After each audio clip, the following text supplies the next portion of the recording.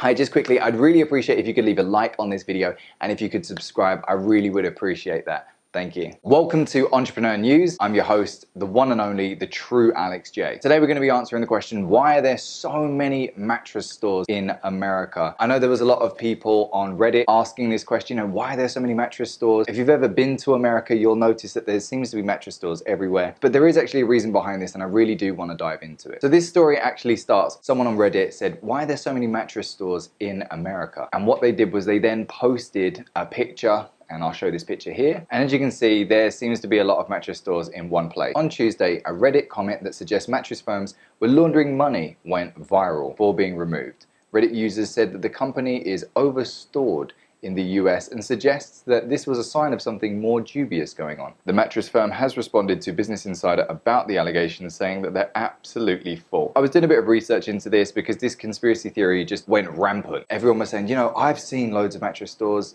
where I live as well. You know, there's like 5 on the corner, and people were talking about, you know, there's stores on the opposite sides of the road and they could literally wave at each other, but there's so many of them. There can't be that many people purchasing mattresses. So let me go into the side of the conspiracy theorists, and then I'll explain the logic behind it in a minute. So the conspiracy theorists, and believe me, when I first read it, I was kind of siding with them for a moment. I thought, you know, this kind of is weird. The whole concept was the fact that there's so many stores and people don't buy that many mattresses, right? So a mattress, you typically buy one every 10 years, but there seems to be more mattress stores than Starbucks. But obviously Starbucks, people are buying them every single day. A mattress, you know, there's some stores that will be empty and you can't imagine people buying them every day. It seems like a disproportionate amount of supply and demand. It just seems like there's so much supply, but there's not enough demand for the mattresses. And then obviously there's a lot where they're really close together, as you can see in that picture, where you can see this one has loads of mattress stores, all sprinkled around each other. So it does seem really weird. When you look at it from that angle, it does seem really weird. You know, people aren't buying that many mattresses, right? Surely it doesn't make sense. If you're not making enough sales, how are they keeping these stores open? How are they opening more stores? So then I went and I did some research, and this is what I found out. 323.1 million people in the US. So that's quite a lot of people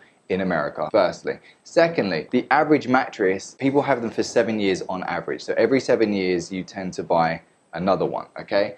So keeping that in mind, there's 323 million people and you tend to buy a mattress every 7 years. Now, I then did a bit more digging and I was like, well, how many mattresses were sold last year?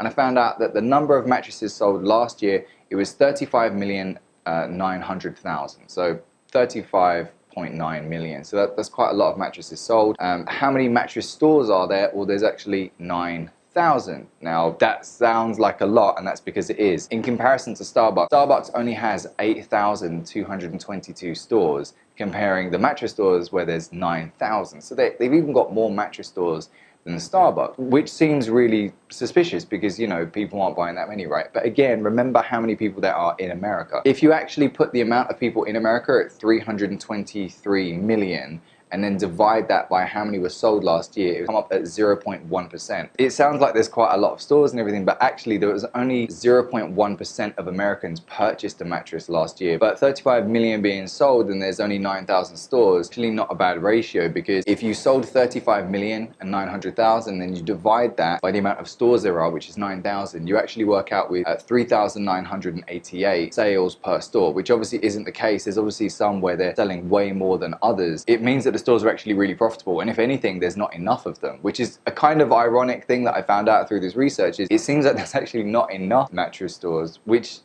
blew my mind to even think about, because I genuinely thought, you know, there's too many. When you read this Reddit thread, it seems like there's too many, but actually there's not enough. So then go one step further, and there's 600 bedding companies in America. So obviously there's quite a lot of people that are competing in that space. And then the annual sales revenue is $1.38 billion. In America, which again is a huge amount of profit.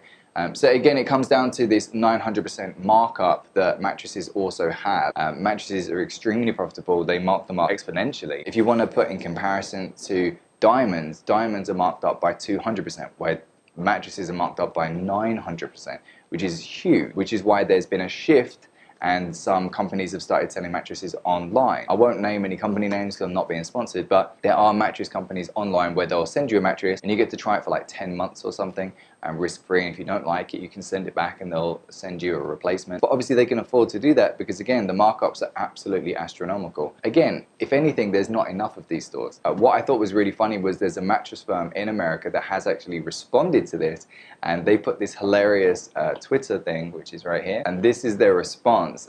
They're saying, you know, looking at our mentions, like, they're all confused, saying, why so many people think that we're money laundering? And there's people, like, I'll read some of the comments, and I'll put the comments here as well. So someone says, ha, nice try, mattress firm, aka Illuminati, aka drug front, aka Freemasons, aka lizard people, aka Bilderberg Group, aka money launderers, aka Girl Scouts of America, aka secret government cover-up. Also, you guys hiring? And what I love was the fact that they actually replied and they were like, do you like jumpsuits? And then she was like, yeah, or khakis, like, do you like khakis? And she was like, yeah, I love khakis. Then there was another one, it says, it's 100% obvious they're a secret agency firm for the government. They're basically the real Men in Black. And then there's another person saying, like, we're on to you, MF. I mean, it's hilarious because, again, if you look at it mathematically, it makes sense. If it takes 2 minutes to Google this, it didn't take me a long time to sit and research this. All I did was find out how many people there were in America. I found out how many were sold, how many stores there were, and then I just did a calculation. I was like, oh wow, actually it's quite the reverse. It seems like there's not actually enough. So yeah, I completely understand where the theory come from. I'd love to hear from you guys what your opinion is. Do you think that it could be a money laundering front, or do you go with the logic that I've just walked you through and shown you that it's actually just a really profitable business model? Something that I would recommend to people. Now I've looked at the numbers, I would say, hey, look, if you can open a mattress store, maybe you should, because it turns out that these things churn profit. Now, not all of them make money, don't get me wrong. I was reading, again, through my research, I found out that there's some companies that do lose money with their mattress stores. Again, it could just be placement, the way they are. It could be the advertising, it could be the location. I mean, there's so many different reasons that they might not produce a profit, but it doesn't seem that difficult to make profit. Okay, so here's another thing that I found out is that mattresses that cost more than $1,000 typically have even bigger markups, as high as 1,200% or more. They then go on to explain that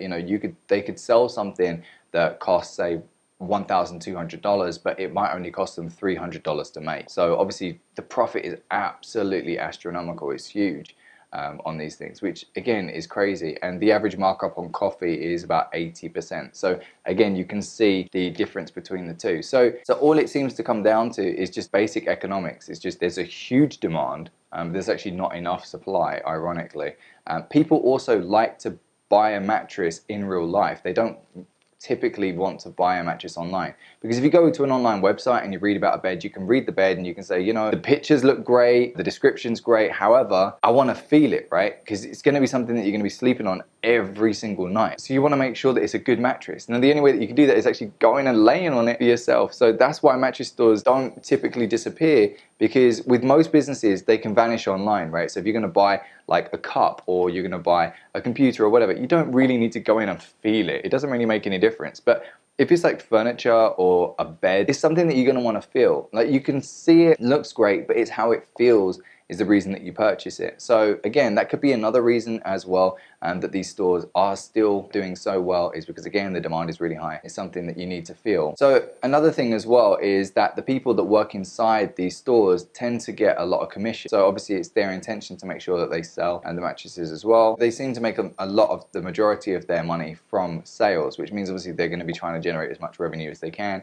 Again, meaning that their base, the actual salary might be really small, the commission might be really high, so they need to churn out a few sofas. Maybe they don't even need that many. I don't know anyone from any sofa companies, so I can't really tell you the numbers, but I'm guessing it can't really be that many that they need to sell every month. Maybe 15 to 30 a month. I don't really think it would be that many. You also have to think about is when people move houses, when people move cities, which happens every single day, otherwise moving companies wouldn't make much money. When people move, they tend to get a new mattress when they move house, because they don't really want to bring it with them, unless they're moving back in with their parents. That could be the exception to the rule. But typically when you move, into a new house, you tend to get a new mattress as well. You're like, I'm moving, I might as well get a new one at the same time. So just to recap, there's quite a lot of reasons why there are so many mattress stores. Again, it comes down to how many people are in America, how often people buy mattresses, typically every 7 years. So that fluctuates up and down depending on the economy. When people are moving, they're buying mattresses. The markup is very high, so that's another reason why there are so many stores. Obviously, the staff inside there are typically on commission, so they need to be getting sales on a regular basis. So those are the reasons. That is why there are so many mattress stores in America. I hope you enjoyed this video. Please make sure to subscribe to get more entrepreneur news, tips, and advice. There's videos every single day. I hope you like the new intro, by the way. That intro is brand new. I just got that yesterday, and this is the first video that has that on there. Please make sure to subscribe and also to turn that notification on so that you can keep up to date with all of the latest news. And please make sure to leave a like on this video as well.